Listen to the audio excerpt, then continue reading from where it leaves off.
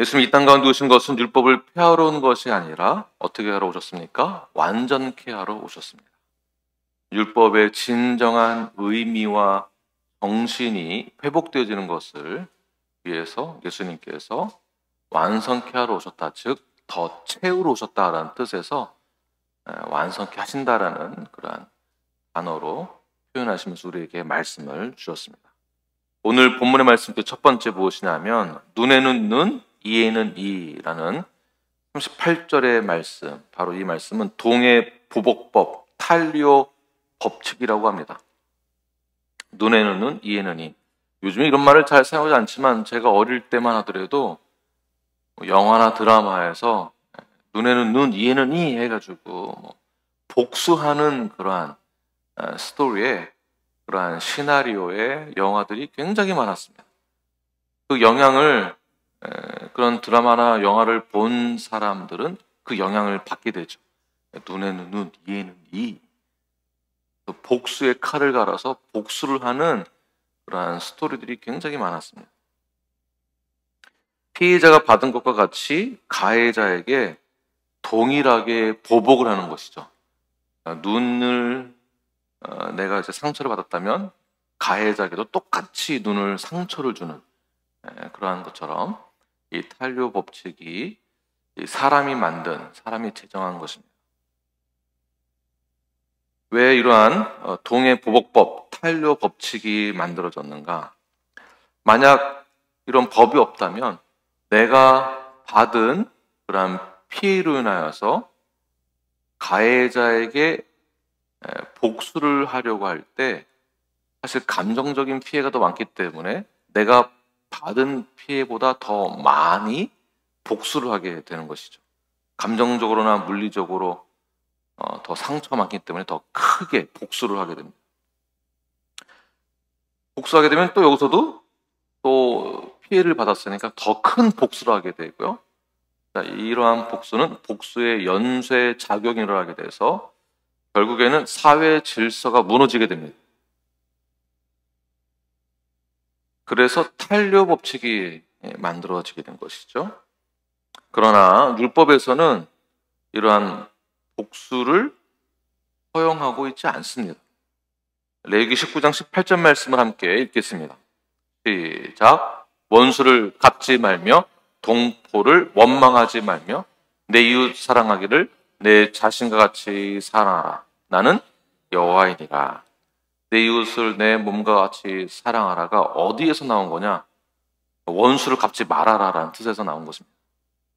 다시 말해서 복수하지 말아라는 뜻입니다. 복수하지 말아라. 이웃을 내 몸과 같이 사랑한다는 이 말씀, 이 명령을 우리가 실천해야 되는데 이스라엘 초기 국가의 질서를 세우는 데 있어서 실제로 법적인 문제에 딱 부딪혔을 때에 원수를 갚지 말아야 하는데 이 인간이 죄인인지라 죄를 지은 자가 공의에 의해서 처벌을 받아야 하는데 이 법이 있어야만 처벌을 받게 되는 것이잖아요. 그래서 이러한 법이 생기게 된 것입니다. 눈에는 눈, 이에는 이. 그러나 이러한 방법은 근본적인 문제를 해결할 수 없다는 것을 꼭 기억하십시오. 내가 받은 상처를 되갚아준다? 되갚아준다라는 것으로 끝날 문제가 아니다라는 것을 우리가 잘 알고 있지만 나도 모르는 사이에 우리는 감정적인 피해를 입었다라는 것만 생각을 하고 내가 피해를 받은 것에 대한 보상이 없다면 그 대가를 치르기 위해서 우리는 어떠한 방법을 사용하게 됩니다. 그렇다면 예수님께서는 오늘 저에게 주시는 이러한 문제가 있었을 때 어떻게 해결해야 되는가? 어떤 말씀을 주고 계시는가요? 첫 번째, 악한 자를 대적하지 말라라고 말씀하십니다. 39절 말씀 본문 우리 함께 읽겠습니다. 시작. 나는 너희에게 이르노니 악한 자를 대적하지 말라. 누구든지 내 오른편 뺨을 치거든 왼편도 돌려대며. 우리 주변에 악한 자들로 인하여서 이런 인생의 고달픔이 얼마나 더해졌습니까? 그런 경험이 다 있으시죠? 그 문제를 여러분들은 어떻게 풀어가셨습니까? 오늘 주님께서는 악한 자를 대적하지 말고 오직 사랑으로 대하되 실행하는 방법은 오른편을 맞았느냐? 그러면 왼편도 맞아줘라 라는 뜻이죠. 미국 사회에서는 고소하는 것이 아주 흔하게 되어 있죠. 고소를 하는 것도 우리의 특권이다라고 우리는 생각을 합니다. 내가 명예훼손을 받았다 또는 인종차별을 받았다. 당장 드는 생각이 무엇입니까? 복수하고 고소한다라는 것이죠. 주변에 이러한 나를 공격하고 나에게 피해를 주고 나에게 감정적인 상처를 주는 악한 자가 있을 때 대적하지 말고 복수하지 말아야 하는데 악을 악으로 갚는다라는 것은 당연히 크리스찬의 모습이 아닐 것입니다. 그러면 크리스찬으로서 우리는 악에 대해서 대적하지 않으려면 어떻게 될까요? 악을 선으로 이겨야만 하는 것이죠. 어둠을 빛으로 이겨냈듯이 거짓과 불의를 진리와 사랑으로 이겨내야 합니다. 우리가 받은 무기는 혈육의 무기가 아니라 우리가 받은 영적인 무기는 무엇이 있습니까? 바로 진리와 사랑입니다. 진리의 허리를 띠고 의의 호심경과 복음의 신과 믿음의 방패와 구원의 투구를 쓰고 성령의 검으로 영적인 전쟁에서 싸워 이겨야만 하는 것입니다. 그럼 실제적으로 어떻게 싸워야 되는가? 39절 말씀처럼 오른편을 치거든 왼편도 돌려대라. 오른손잡이가 상대방의 오른편을 치려면은요, 어떻게 쳐야 할까요? 오른손으로 치려면은, 오른편을 치려면은, 손등으로 이렇게 쳐야만 합니다. 그러니까 이렇게 손등으로 친다라는 것 자체가 어떤 뜻이냐 하면, 이 행위는 그 당시에 최고의 수치스러움을 상징하고 있는 것입니다. 다시 말해서, 내가 수치스러운 일을 상대방으로부터 당했을 때 내가 어떻게 해야 되는가를 말해주고 있는 거죠. 예수님은 뭐라고 말씀하십니까? 수치심을 당했느냐? 그럼 복수해야지. 2배로 갚아줘야지. 그냥 쟤 보지 마. 따돌림 시켜. 말 걸지 마. 인사도 하지 마. 아는 척 하지 마가 아니라 왼편도 돌려대라. 돌려주거라. 상대방으로부터 수치심을 받았느냐? 무관심을 받았느냐? 말과 행동에 상처를 받았느냐? 그러한 수치스러움을 당해서도 어떻게 하라고요? 대항하지 말아라는 뜻입니다. 대항하지 말아라. 모든 저항에 대해서 완전한 거부를 해라. 모든 저항에 완전한 거부를 해라. 혈기가 왕성할수록 이거는 불가능한 일입니다. 혈기가 왕성할수록. 그렇다고 해서 그 상황에 대해서 무관심하고 도피해라라는 뜻이 아니죠. 혈기가 왕성해서 할 수 없을 정도의 이러한 이 명령을 예수님께서는 악에 대해서 그냥 무관심하고 도피해라가 아니라 보복하지도 말고 탄력 법칙을 사용하지도 말고 오직 완전한 악에 대한 해결 방법은 복수하지 말고 오히려 진리와 사랑으로 대해야 된다라고 말씀하고 있는 것입니다. 다시 말해서 진리와 사랑으로 악한 자를 대적하지 말고 진리와 사랑으로 희정하게 해라. 희정하게. 오히려 진리와 사랑으로 대했을 때 상대방이 자신이 가한 그 수치스러움을 본인이 느낄 수 있도록 하라는 것이죠. 근데 이게 사실 얼마나 어렵습니까? 안 당해본 사람들은 모르죠. 얼마나 어렵습니까? 데살로니가전서 5장 15절 말씀을 함께 읽겠습니다. 잠 깨라고 지금 알람 울리는 거니까 다 잠 깨십시오. 5장 15절 말씀 시작. 삼가 누가 누구에게든지 악으로 악을 갚지 말게 하고 서로 대하든지 모든 사람을 대하든지 항상 선을 따르라. 자, 이 부분에서 오늘 본문이 말하는 것은 40절. 속옷을 가지고자 하느냐? 그러면은 어떻게 해요? 겉옷까지 주어라. 41절. 억지로 오리를 가게 하거든 어떻게 해야 됩니까? 진리를 동행해라. 42절. 구하는 자에게 어떻게 해요? 주고, 꾸고자 하는 자에게는 거절하지 말아라가 진리와 사랑으로 우리가 대하는 것입니다.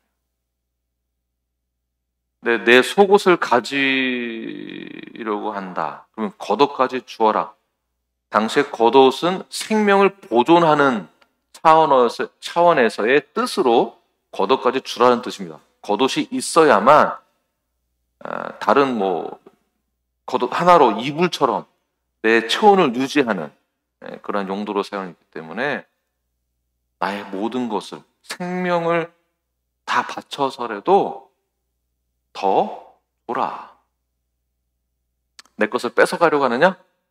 더 줘라.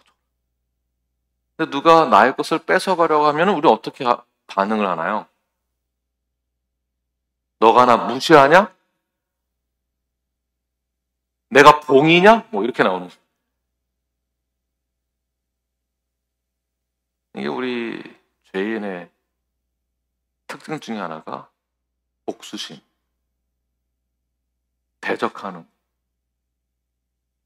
대갚아주는. 그러나 주님의 가르침은 무엇입니까? 우리에게 목적을 제시해주고 있는 것이죠. 신앙생활을 우리는 어떻게 해야 되는가? 지금부터 잘 들으십시오. 지금부터.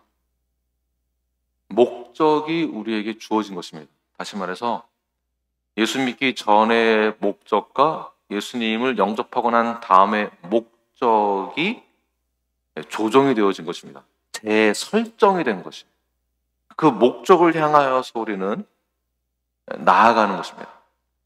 목적을 향하여서 나아갈 때 재조정, 재설정이 돼서 목적이 있는 그곳을 향하여 나아가야 하는데 목적을 상실하면 뭐가 남느냐 하면 고집과 나의 미련함만 남게 되는 것입니다.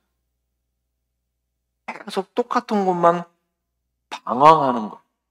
계속 같은 자리에서 맴돌고 방황하게 됩니다. 다시 말해서 주님께서는 결국 무엇을 우리에게 요구하고 계시는가? 목적이 설정됐다. 다시 말해서 이 정도 수준까지 올라가야 된다라고 지금 말씀해 주고 계시는 거예요. 이 수준까지 올라가라. 좀 더 고상하게. 성숙해져라. 성숙함. 뉴라이프는 another 레벨의 성도가 되어야 된다. 하나님의 아들, 주님과 연합되어진 공동체는 another 레벨이 되어야 된다. 아니, 이미 another 레벨이 되었다라는 것입니다. 세상의 기준과 목적과는 완전히 다른 삶의 방향으로 목적이 설정되어졌고 그 목적이 설정되었다면 그 뜻은 이 정도의 수준만큼 올라가야 됨을 우리에게 설정해 주신 거예요. 이 수준이 이 수준이 어느 수준이냐? 우리는 하나님의 형상을 닮았습니다. 하나님의 형상대로 창조, 지음 받았습니다.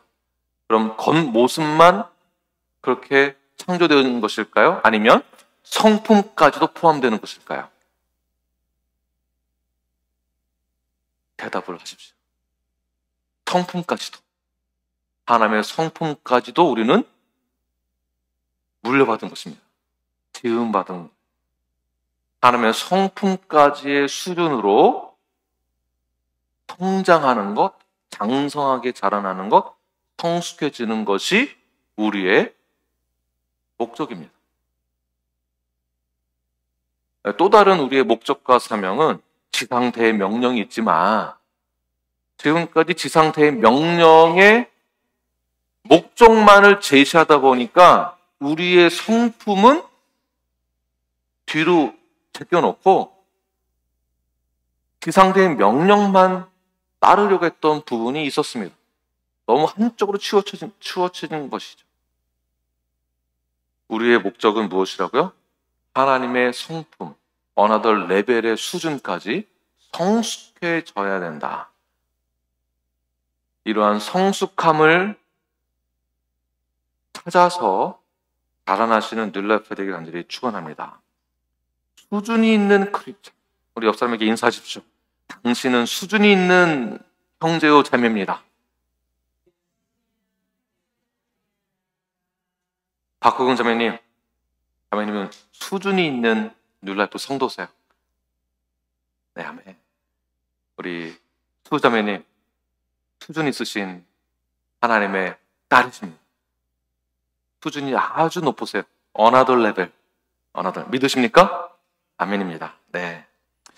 이렇게 목적을 우리가 이루기 위해서는 무엇이 필요할까요? 노력이 필요합니다.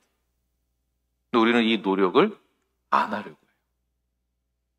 신앙생활을 오래 하다 보면 때로는 목적만 남겨져 있고 노력을 안 하는 경우가 있습니다.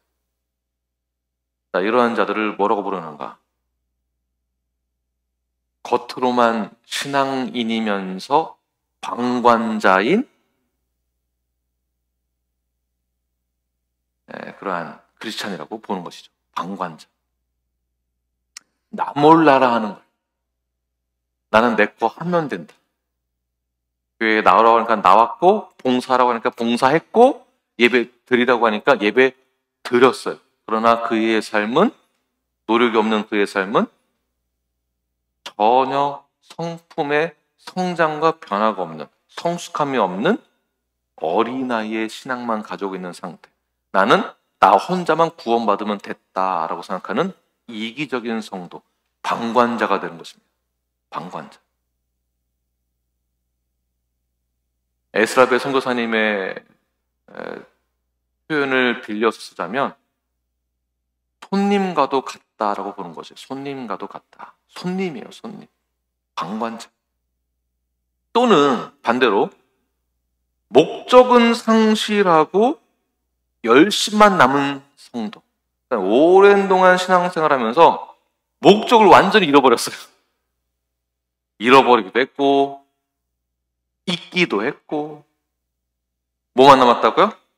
열심만 남아있는 상태. 이러한 열심만 남아있는 신앙생활은 굉장히 위험한 상태입니다. 여러분 한번 점검해 보십시오. 내가 혹시 목적을 상실하고 열심만 남아있는가? 열심만 남아있는 상태라고 한다면 예수님의 가르침과 상관없이 내 열심만 강조하게 됩니다. 성경과 상관없이 열심으로 평가하게 됩니다. 내 가치관이 더 중요하고 내 생각이 더 중요하고 내 경험이 더 중요하고 전통이 더 중요하게 여기는 상태가 됩니다. 아주 위험한 상태. 신앙생활을 오래 하면 할수록 이런 상태에 빠지기가 쉽습니다. 이런 경우에는 종교적인 신앙생활로 빠지게 되고요. 맹목적인 신앙생활 때문에 그냥 습관적으로 신앙생활하는 상태. 습관적으로. 아주 고집이 센 상태로 바뀌게 됩니다. 내 고집, 내 열심. 그럼 우리는 어떻게 될까요? 예수님의 가르침과 목적이 설정되었다면 내 생각과 내 감정과 내 기준과는 다르다 할지라도 오직 성경의 권위에 따라 순종해야 하는 것입니다. 순종. 믿으십니까? 악한 자에게 복수하지 않는 거예요. 누가 내 욕을 한다? 여러분 배신을 당하셨습니까? 이때 우리는 이성과 감정 사이에서 갈등하게 됩니다. 나도 똑같이 해줄 거야. 너 두고 봐. 나에게 상처를 줬어? 반드시 내가 너 상처 더 주고 말 거야. 아니지. 그래도 내가 참아야지. 이런 갈등 속에서 우리가 살아간다는 거죠. 고민과 갈등과 흔들림 속에서. 이때 어떻게 해야 되는가? 오늘 주제는 말씀. 속옷을 가지고자 하면 어떻게 해요? 겉옷까지 주어라. 오리를 가게 하느냐? 심리까지 동행해 주어라. 구하는 자에게 주고 꾸고자 하는 자에게 거절하지 말아라. 즉 대항치 말아라. 모든 저항에 완전한 거부를 해라. 오히려 사랑과 진리로 대하라. 이것이 하나님 우리에게 주신 성품이요, 우리에게 주신 수준의 목적이 설정되어 있다는 것입니다. 이렇게 수준이 있는, 품격이 있는 건강한 눈라이프가 되길 간절히 축원합니다. 길지만 조금 더 하겠습니다. 두 번째는 원수를 사랑해라. 44절 함께 읽겠습니다. 시작. 나는 너희에게 이르노니 너희 원수를 사랑하며 너희를 박해하는 자를 위하여 기도하라. 여기서 원수는 악한 자보다 더 위험한 자를 말하고 있는 것이죠. 여러분에게 원수가 있으십니까? 있어도 말씀 못 하시겠죠? 악한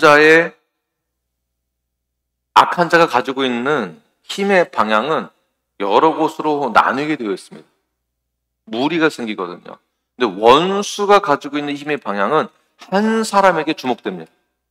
그러니까 1대1 관계의 원수가 많고 국가와 국가의 원수도 될 수 있지만 그것이 1대1로 시작되는 것이겠죠.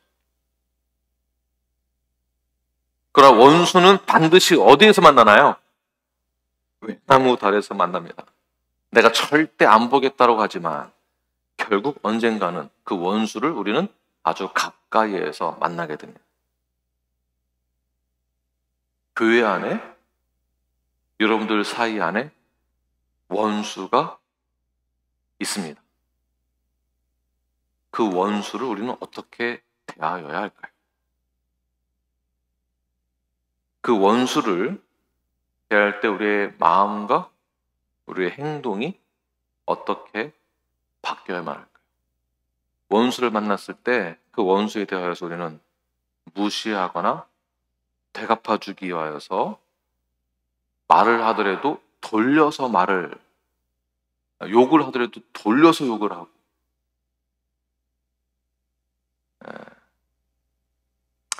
참 힘들죠? 여러분 다 힘드시죠? 여러분 모두 다 말씀 못하시고 고개를 다 끄덕이시는데,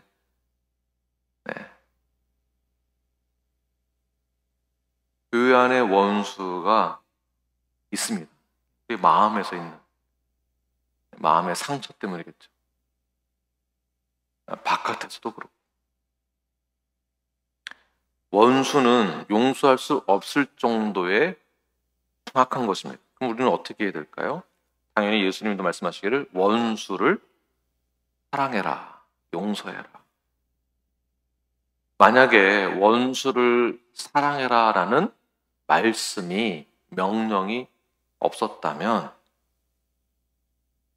이 사회는 물론이거니와 국가적으로나 교회 안에서도 피 터지는 싸움이 있었을 거예요.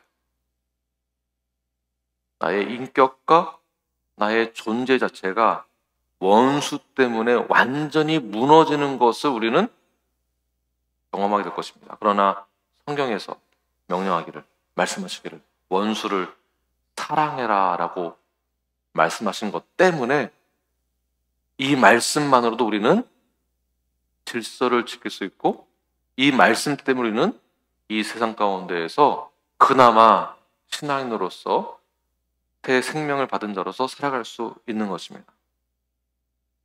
근데 왜 꼭 우리가 그 원수를 갚지 않고 사랑해야 하는가? 왜 그럴까? 오늘 예수님께서 본문에서 말씀하시는 중요한 핵심이 있습니다. 왜 원수를 사랑해야 하는가? 본문 45절 말씀입니다. 함께 읽겠습니다. 시작. 이같이 한즉 하늘에 계신 너희 아버지의 아들이 되리니 이는 하나님이 그 해를 악인과 선인에게 비추시며 비를 의로운 자와 불의한 자에게 내려주십니다.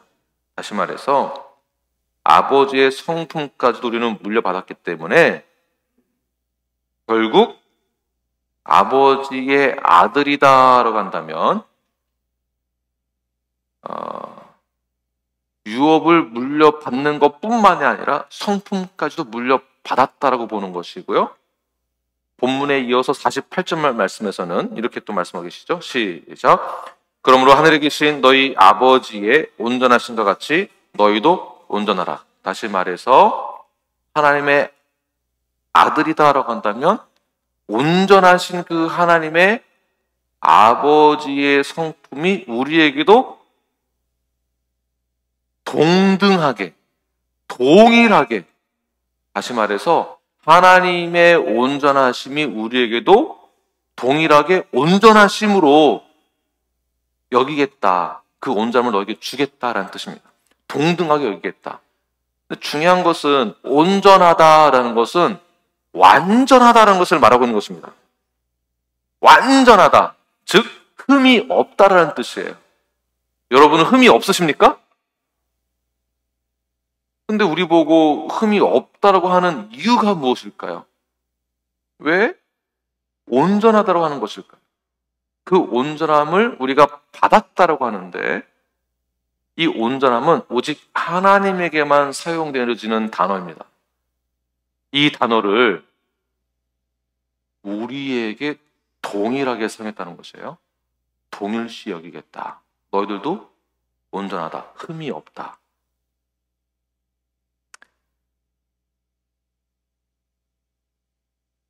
하나님께서는 신실하신 하나님, 언약을 성취하시는 하나님, 그 약속을 꼭 지키시는 하나님이십니다. 다시 말해서 우리가 하나님의 신실하심을 믿는다고 한다면 하나님의 온전하심이 우리에게 주어졌을 때에도 우리도 반드시 온전해질 수 있다라고 믿는 거예요. 하나님이 그렇게 해 주실 것을 믿는 것입니다. 그러므로 우리가 여러분들을 볼 때, 서로가 서로를 볼 때, 아이고 저 흠 많은 사람, 약점이 많은 사람, 단순한 사람, 흠이 많은 사람을 보는 것이 아니라 어떻게 봐야 되는 것일까요? 앞으로 미래에 이루어질 완전한 상태의 인간 김한국을 끌어당겨서 현재로 보는 거예요. 흠이 없다라고. 왜? 하나님이 앞으로 이루어 주실 거라 믿고 보는 거예요. 그 믿음의 시각으로, 믿음의 필터링으로 상대방을 바라보는 것이죠. 근데 이게 얼마나 어렵습니까? 내 눈에는 다 보이는데 흠 많은 게. 그러나 내 생각보다 누구의 생각이 더 위에 계십니까? 하나님. 완전하신 하나님. 무소부지하신 하나님. 그 하나님이, 신실하신 하나님이 우리를 그렇게 보시겠다라는 거예요. 흠이 없는 존재로. 하나님의 성품을 물려받은 어나더 레벨의 건강한 교회, 사랑과 용서와 관용과 자비와 양선이 없을 수 없는 그러한 온전한 여러분들. 로마서 12장 20절과 21절 시작.